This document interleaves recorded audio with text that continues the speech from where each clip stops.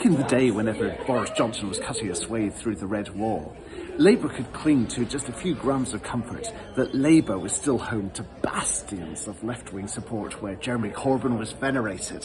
Well, here we are in Deptford, and this is not a Labour gathering. Instead, this is where Zack Polanski has kicked off his campaign. Now, Lewisham's council has, I think, 54 seats, of which 50 are red and 4 are green. But it's a sign of the sheer ambition in this place that the Greens are hoping to be able to turn swathes of seats green. And Zack Polanski certainly kicked off with a message today that you could imagine Jeremy Corbyn having delivered something very similar, attacking Israel, attacking the United States, calling for Britain to keep American planes out of our airspace if they're going to do military strikes. This was a call for a radically different approach to landlords, to housing, and the crowd absolutely loved it. There is an energy here that I'm sure Labour strategists would love to bottle.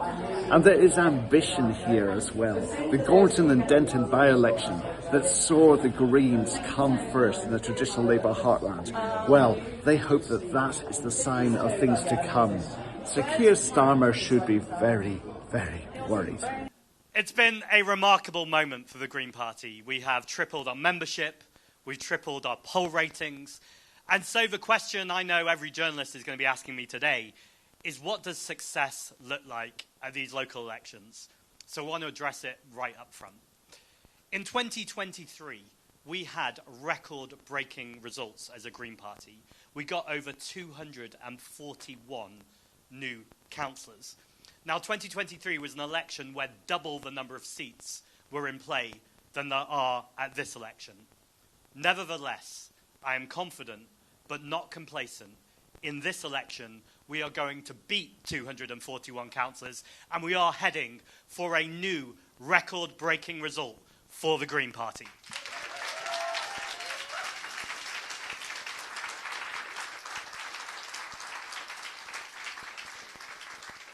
Now, I want to talk in a moment about why those local results and local campaigns are so important. But I want to spend a moment to zoom out, to talk about what we've all seen on our TV screens and our phone screens, both over the last few years, but in Lebanon in the last 24 hours. What is it going to take for this government to actually put robust sanctions on Israel? It is outrageous that Israel are still enjoying diplomatic and trade privileges from the international community. And as a Green Party, we are calling on this government to make much more robust sanctions, to withdraw the UK-Israel trade agreement, and to end the genocide.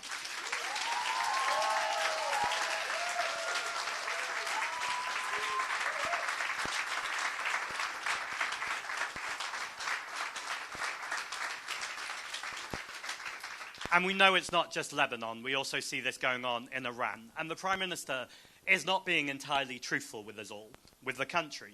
He keeps saying that we are not involved with this war.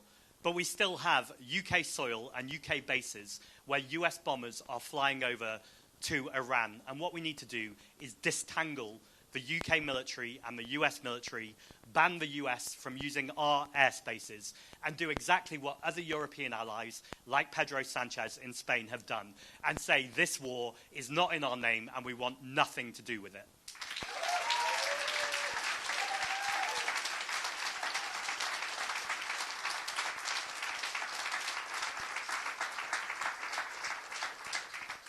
Because the final thing I want to note on this war is Reform's response to it, and Nigel Farage, on day one and day two, calling for us to get even more involved with the war, which it would not just be a humanitarian disaster, but for people in this country, we know that would mean higher bills. We're already seeing sky-high bills, we're seeing rising rents, and we're going to see increasing energy shocks and prices that are already coming down the track.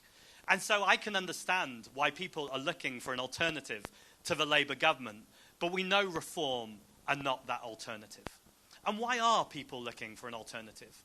Well, we had 14 years of Conservative austerity, and then we elected a Labour government 2 years ago that promised change. I don't know about you, but I've not seen much change. In fact, what we have seen is a toxic combination of chaos and cowardice. A government that has no plans, no vision, and no real change.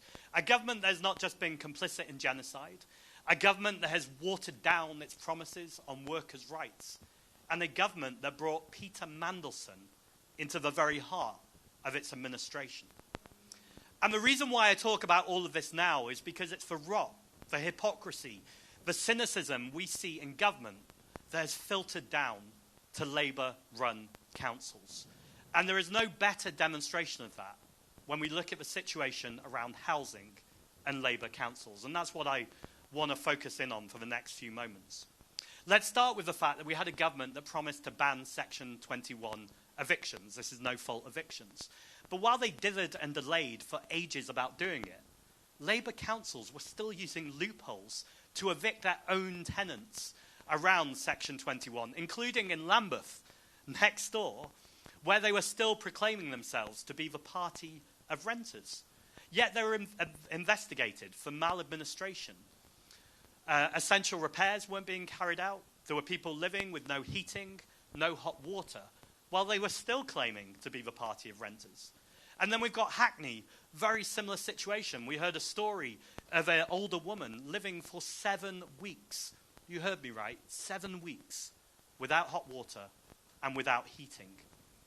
And so for a party to hire vans when they're the party of government, what are they doing hiring vans and pointing and criticising? Actually, they should be delivering the promise and the change they were elected on. Now, we know they're not going to do that.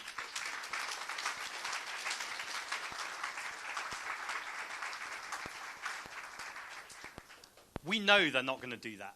But we know it's also not enough just to criticise them. People are so tired and so sick of a broken political system that far too often has sold itself out to oil and gas companies, arms trade companies, gambling companies, and property developers. We'll get onto those in a moment. And instead, what we need is an alternative. And I know there are many Green Party members in this room, in fact, candidates. You might have heard of a constituency called Gorton and Denton.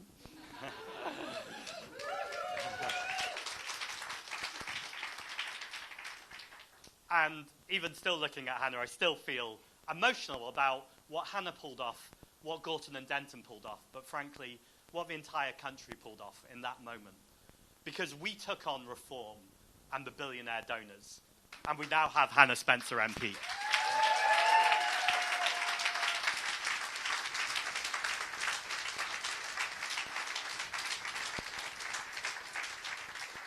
And Hannah, in just week 1 of being an MP, set up an APPG, this is an all-party parliamentary group on fuel poverty. And the reason why this matters is whether it's at the national level with our peers and our MPs, whether it's in the London Assembly, or whether it's in councils right across the country, you can see the difference when you get elected Greens. They work hard in their community, and they only have 2 vested interests: to protect people in the local community and to protect the planet. So let's look at some examples. Lewes. In Lewes, Greens have built hundreds of council homes over the last 4 years, and there are still hundreds more in the pipeline. And the key here is it's not just about quantity, the quality of the homes too.